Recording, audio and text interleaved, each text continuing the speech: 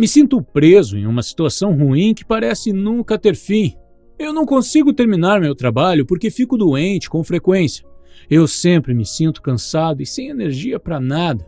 Algumas dessas afirmações parecem familiares para você. Muitas vezes nos vimos tão imobilizados em um ciclo de mudanças de humor e problemas de saúde recorrentes que sentimos que não há saída e pensamos que será assim para sempre. Mas isso não é verdade. Existe uma solução. Neste vídeo explicarei qual é a solução, resumindo um livro chamado Como se tornar sobrenatural, escrito pelo neurocientista bioquímico e quiroprático Joe Dispenza. Em sua juventude, o autor sofreu um acidente e fraturou 6 vértebras. O prognóstico médico foi que provavelmente ele jamais voltaria a andar. Apesar disso, ele conseguiu se recuperar sem necessitar de cirurgia. Isso o motivou a pesquisar e escrever sobre as capacidades do nosso cérebro e a estudar neurociência e bioquímica. Neste vídeo vou compartilhar 7 lições desse livro que mostrarão primeiro as raízes de seus problemas e depois a maneira de encontrar uma solução. Cada lição é construída sobre a anterior, então eu recomendo assistir o vídeo inteiro. Mas se você não puder assistir tudo, assista a lição número 7 antes de sair do vídeo. Lição 1. Os efeitos destrutivos do estresse crônico. Diariamente temos desafios que devemos enfrentar, há situações que parecem ameaçadoras. Quando há uma situação assim diante de nós, reagimos com raiva, tensão ou frustração. O autor explica que essas reações físicas e externas se baseiam em uma série de reações químicas que ocorrem dentro do nosso corpo, os chamados hormônios do estresse. Não importa se a situação ameaçadora é real, imaginária ou se é apenas uma lembrança, nosso corpo libera hormônios do estresse para mobilizar enormes quantidades de energia que permitem que enfrentemos essa ameaça. Esta é a razão pela qual nossas pupilas dilatam nesse tipo de situação, para que possamos ver melhor qualquer tipo de ameaça. Nossa frequência cardíaca acelera para enviar mais sangue para nossas pernas e braços e assim termos condições de correr ou nos defender. A propósito, é por isso que você não consegue pensar logicamente ou tomar boas decisões quando está sob estresse. Porque o sangue flui para grandes músculos e não para o cérebro. Tudo isso exige energia, então os níveis de glicose aumentam, assim como o sistema imunológico. Um dos hormônios por trás de toda essa reação em cadeia é a adrenalina, conhecida como o hormônio do medo. O Dr. Joe Dispenza diz que, como consequência dessas reações, nosso corpo fica desequilibrado. Esse processo tem origem evolutiva e nosso corpo está preparado para suportar essas adaptações e esses estados de desequilíbrio momentaneamente, mas não permanentemente. Em tempos pré-históricos, por exemplo, se algum animal selvagem aparecesse em nosso caminho, essa cadeia de reações servia para nos ajudar a sobreviver. Assim que estivéssemos em segurança, nosso corpo voltaria ao seu estado normal de equilíbrio. Hoje em dia, não há nenhum animal selvagem nos ameaçando, mas nosso corpo reage da mesma maneira. Isso porque hoje a situação ameaçadora para a maioria de nós não é mais um animal selvagem, é o telefonema de seu chefe, são os problemas conjugais, é uma má notícia, é um colega de trabalho tóxico. São todas essas coisas que mantêm o seu corpo em constante estado de desequilíbrio. Essas ameaças modernas tendem a ser permanentes, e por isso que hoje vivemos em estresse crônico, como se a fera nunca tivesse parado de nos perseguir. O desequilíbrio químico em nosso corpo se prolonga e é assim que se desenvolvem várias doenças cuja causa de origem nada mais é do que o estresse. Atualmente, a medicina indica várias doenças que podem ser causadas pelo estresse, tais como diabetes, obesidade, hipertensão arterial, doenças de pele, transtornos digestivos, ansiedade e depressão. Cada uma dessas doenças e distúrbio pode desencadear ainda mais doenças, como até mesmo o câncer. Portanto, é assim que o estresse crônico cria um ciclo vicioso de declínio. O autor conta a história de Ana, que um dia recebeu a triste notícia do falecimento de seu esposo. Essa notícia imediatamente desencadeou reações em seu corpo. Esses tipos de eventos mergulham a pessoa em uma situação de estresse que parece nunca ter fim. O corpo de Ana estava agora em um estado constante de preparação para a sobrevivência. Isso porque ela revivia aquele momento triste continuamente, dia após dia. O autor afirma que nosso corpo não entende a diferença entre uma memória produzida na mente e um acontecimento real. Portanto, nossas memórias desencadeiam mesmo os efeitos biológicos de um evento, como se estivesse acontecendo na vida real. Na vida de Ana, isso se repetiu inúmeras vezes. Sem perceber, Ana estava basicamente fazendo seu corpo e sua mente viverem em uma situação negativa do passado o tempo todo. Em pouco tempo, Ana começou a ficar doente. Primeiro, foi diagnosticada com várias doenças relacionadas ao sistema imunológico. Em seguida, sua condição física e emocional piorou e ela foi diagnosticada com câncer. Ana estava provocando sua própria reação de estresse ao repensar insistentemente sobre seus problemas. Ou seja, seus próprios pensamentos a estavam deixando doente e, por sua vez, essas doenças produziam mais estresse e mais problemas emocionais, o que somente agravava ainda mais a situação. A ciência mostra que o estresse crônico não apenas gera severas enfermidades físicas e mentais, mas também produz novos pensamentos negativos em um ciclo destrutivo infinito. O autor acredita que esse ciclo é um sinal que estamos presos física, mental e emocionalmente ao passado. Lição 2. Hábitos são remanescentes do passado. Todas as manhãs você acorda, pega seu celular para ver se há mensagens, talvez você dê uma olhada nas suas redes sociais. No seu e-mail, depois você vai ao banheiro e escova os dentes, toma um banho, se veste, toma café da manhã e vai trabalhar.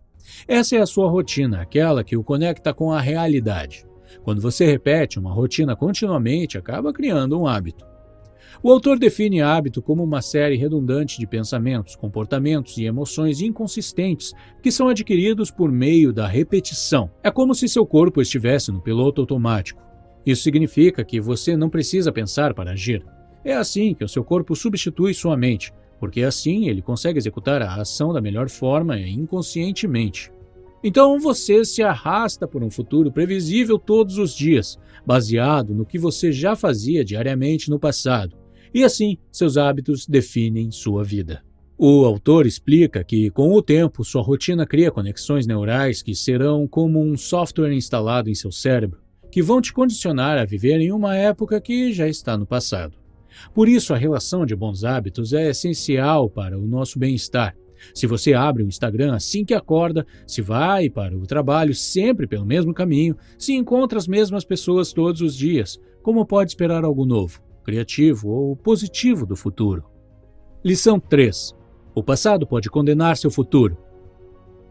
Para te ajudar a compreender como o passado pode se tornar o seu futuro, o autor fala sobre o funcionamento dos processos biológicos e mentais do cérebro. Quando você pensa em algo ou se lembra de algo, uma reação química ocorre. Embora os pensamentos sejam imateriais, eles causam uma reação química que faz com que o imaterial se torne material. Por exemplo, imagine que você está se levantando nesse momento. Você caminha até a geladeira, abre a porta e pega um limão. Então, pega uma faca e corta o limão ao meio. Segurando uma das metades, você observa o suco do limão escorrer por alguns segundos e então dá uma grande mordida nela. O que eu acabei de descrever foi apenas um pensamento em sua mente. Você não comeu o limão na vida real, mas tenho certeza que sua boca está salivando. Esse é um exemplo simples para te mostrar como pensamentos imateriais podem criar coisas materiais. Se você pensar algo feliz, naquele momento você experimentará a emoção alegria. Essa emoção, por sua vez, provoca pensamentos similares que, por sua vez, produzem outras emoções. Através desse processo, muitas reações químicas acontecem no cérebro e levam a um ciclo de pensamento-emoção-pensamento, que produz o que o autor chama de o estado de ser. O problema é que nós estamos geralmente presos às más experiências associadas com pessoas ou situações. Se você condicionar o seu corpo a experienciar estes mesmos pensamentos e, portanto, as mesmas emoções repetidamente, você está condicionando seu corpo a viver no passado. Se você constantemente pensar sobre seus problemas, você recria sentimentos antigos de infelicidade, tristeza, dor e baixa autoestima. Se estas emoções controlam seus pensamentos e você não pode mudá-las, então o resultado é previsível. Sua vida permanecerá a mesma, uma constante repetição do seu passado. Não importa onde você vá, aquela mesma vida irá te perseguir. É assim que seu passado pode se tornar o seu futuro. E isso acontece quando se instala na sua vida o que o autor chama de o programa. O que é o programa? Como você pode ver nessa imagem, cada uma das linhas verticais representa um pensamento recorrente que te leva a tomar sempre a mesma decisão e que serve de gatilho para comportamentos automáticos e experiências familiares que, por sua vez, produzem sentimentos e emoções já experienciadas. Se este processo inteiro se repete indefinidamente, isso significa que você abriu mão de seu livre-arbítrio para um programa. Se um evento inesperado ocorresse, você se sentiria com raiva ou desconfortável, porque você está tão imerso nas rotinas que o definem que você passa a odiar o inesperado. Você se apega ao que te é familiar e rejeita o desconhecido. Isso te impede de viver e aproveitar o momento presente, porque você realmente vive no passado. Lição 4. Vivendo no presente, o eterno agora. Nós já vimos como acontece todo o processo em que ficamos presos vivendo no passado e condenamos nosso futuro a ser uma repetição contínua de nossos problemas e emoções. Agora, como é possível mudar e aprender a viver no presente? O autor explica que, se você quer regenerar seu próprio corpo, criar novas oportunidades que você nunca imaginou antes e assim escapar da parte ruim da vida que você criou até aqui, você terá que começar se familiarizando com o que ela chama de o momento presente ou o eterno agora. E para isso você precisa aprender a treinar seu cérebro e sua mente. É preciso entender que seu cérebro e seu corpo são como o hardware de um computador, enquanto sua mente é como um software. O autor diz que não há uma única mente no cérebro, e sim várias. Cada novo aprendizado é basicamente uma nova mente ou software que você instala em seu cérebro. Então, inevitavelmente, seu cérebro é o arquivo do passado. Mas o que acontece se você mudar o software que instala em si mesmo? Já que ter novos aprendizados significa criar novas conexões no cérebro, isso significa que podemos instalar novos softwares no cérebro. O cérebro e o corpo não notam a diferença entre o que está acontecendo no mundo externo e o que está acontecendo no mundo interno. O mundo interno da imaginação carrega o mesmo peso de uma experiência externa e a sua biologia se transforma de acordo com isso. Isso significa que você pode fazer seu cérebro e seu corpo acreditarem que uma experiência física aconteceu, mesmo que você não tenha vivido realmente. É assim que as situações que você treina repetidamente em sua mente acabam se tornando realidade e determinando seu futuro. Dr. Dispenza propõe que usemos essa possibilidade a nosso favor. Por exemplo, em um dos estudos, uma equipe de pesquisadores de Harvard reuniu um grupo de voluntários que não sabiam tocar piano e os dividiu em 2 grupos. Um grupo praticou exercícios simples de piano por 5 dias. O outro grupo recebeu os mesmos exercícios, mas deveriam praticá-los mentalmente, isto é, sem mover um dedo. Exames cerebrais antes e depois do experimento mostraram que as conexões neurais e a programação neurológica na área do cérebro que controla o movimento dos dedos aumentaram drasticamente em todos os indivíduos, embora um dos 2 grupos tenha praticado apenas com a imaginação. Agora você entende como o poder da mente sobre a realidade pode ser imenso? Agora, a grande questão é possível acreditar em uma experiência que você ainda não consegue viver com seus sentidos? Pensamos sobre ela tantas vezes que você consegue literalmente alterar seu cérebro para fazer parecer que aquela experiência já ocorreu? A resposta é sim, é possível. Os estudos neurológicos mencionados no livro mostram que você pode realmente mudar seu cérebro experimentando e vivendo um determinado evento como se ele já tivesse ocorrido. Um antigo modelo que diz que você deve esperar por uma mudança externa para ser capaz de mudar internamente é deixado para trás quando você entende o verdadeiro potencial de seus pensamentos para trazer o futuro desejado para o seu agora e usá-lo ao seu favor. Lição 5. Como preparar a mente e o corpo para um novo futuro. Nas lições anteriores, o autor ensinou que a maioria das nossas ações ou decisões são governadas por pensamentos inconscientes, hábitos e reações emocionais automáticas, nossas crenças, percepções. Estes são os sinais de alerta que nos dizem o que precisamos mudar. A maneira como você pensa, como você age e como você sente é o que é conhecido como personalidade. E a sua personalidade cria a sua realidade pessoal. Então, se você deseja mudar sua realidade pessoal, você deve começar alterando a maneira como você pensa, como você age e como você sente. Esse processo de mudança se inicia quando você se torna consciente de quem você é inconscientemente. e começa a realizar as mudanças que deseja. A partir do momento em que você começa a pensar, agir e sentir de forma diferente, sua vida começa a mudar. Antes de se levantar da cama todos os dias de manhã, sente-se e pergunte a si mesmo: que tipo de pessoa apresentarei ao mundo hoje? Como seria uma versão melhor de mim? Comece a se conscientizar de seus pensamentos e sentimentos recorrentes. Quais deles você acredita que deve encorajar? Quais comportamentos você deseja ter? Os imagine e os pratique em sua mente. Quando você os pratica em sua mente repetidamente, criará novas conexões neurais em seu cérebro. E assim, o seu cérebro já estará vivendo na experiência desejada. Com o tempo, suas visualizações irão familiarizá-lo com essas emoções e experiências, para que você possa manter o seu novo estado de ser todos os dias. Lição 6. Pensamentos e sentimentos criam energias. Estamos sempre enviando e recebendo energia eletromagnética. Quando geramos um pensamento, redes neurais produzem cargas elétricas no cérebro. Esses pensamentos também produzem reações químicas que dão origem a sentimentos e emoções, e tais sentimentos e emoções criam cargas magnéticas. Ou seja, a combinação de pensamentos e emoções produz como resultado um campo eletromagnético específico. Você já reparou que quando uma pessoa entra no cômodo em que você está, a energia muda de repente? Há pessoas que irradiam sentimentos de raiva e outras de amor e bondade, outras de paz. Todas essas são formas de energia que podem ser percebidas e experimentadas por outras pessoas. Isso significa que, se estamos sempre reproduzindo o passado, estaremos sempre transmitindo a mesma energia e, portanto, emitindo as mesmas informações para o nosso ambiente e para aqueles que nos rodeiam o tempo todo. Isso nos programa a viver sempre as mesmas experiências e a estar sempre nas mesmas circunstâncias. Este é outro fator importante que significa que você precisa mudar sua forma de pensar e começar a considerar as possibilidades que estão escondidas dentro de você.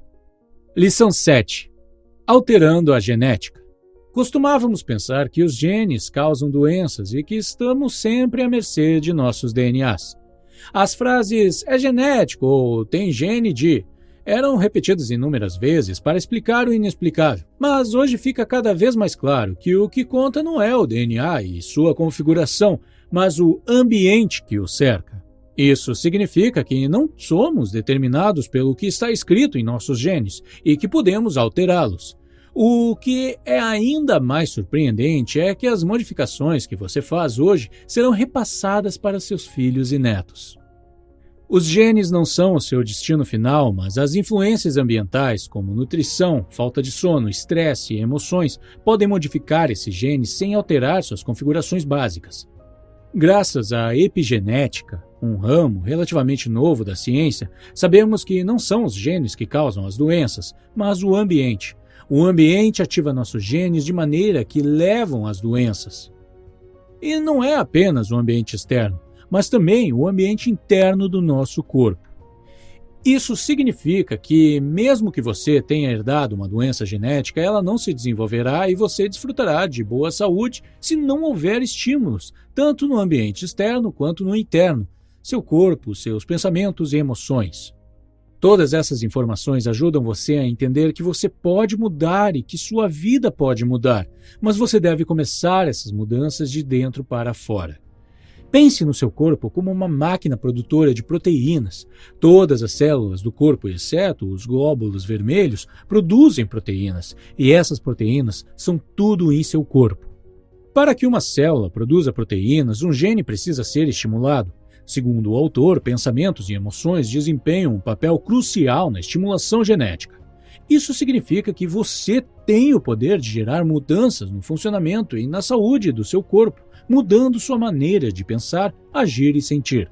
Apenas mudando seus pensamentos, sentimentos, reações emocionais e comportamentos e escolhendo um estilo de vida mais saudável em termos de nutrição e nível de estresse, você já está enviando novos sinais para que as células façam alterações. Se você deseja entender a importância do ambiente, imagine que enquanto prepara o jantar, você acidentalmente corta o dedo indicador. O que acontecerá a seguir é que o seu corpo começará automaticamente a curar a ferida. Você só precisa manter a ferida limpa e o seu corpo cuidará do resto. No entanto, se você não mantiver o local limpo, ou em outras palavras, se você não fornecer um ambiente certo, o processo de cura se prolongará e pode ser até mesmo que você tenha uma infecção e acabe desenvolvendo um quadro mais grave. O mesmo processo que acabei de descrever acontece internamente também. Quando você tem uma experiência negativa, seu corpo quer se livrar dela e se curar, mas você envenena o ambiente, pensando continuamente no problema. Nossos corpos físico e mental são muito poderosos e podem se curar ou se transformar. Você só precisa fornecer um ambiente certo. Espero que o vídeo tenha sido útil para você. Muito obrigado por passar seu tempo aqui no meu canal. Se você quiser mais resumos de livros semelhantes, confira a playlist que você vê na tela agora.